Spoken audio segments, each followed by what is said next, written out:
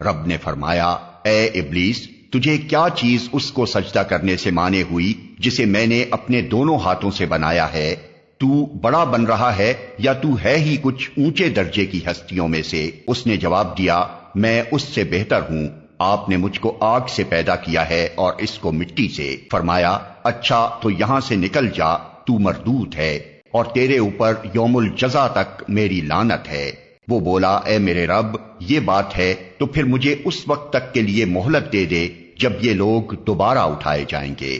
फरमाया, अच्छा तुझे उस रोज तक की मोहलत है। उसने कहा, तेरी इज्जत की कसम, मैं इन सब लोगों को बहका कर रहूंगा बजुज तेरे उन बंदों के जिन्हें तूने खालिस कर लिया है। फरमाया, तो हक ये है और मैं हक ही कहा करता हूं कि मैं जहन्नम को तुझसे और उन सब लोगों से भर दूंगा जो इन इंसानों में से तेरी पैरवी करेंगे।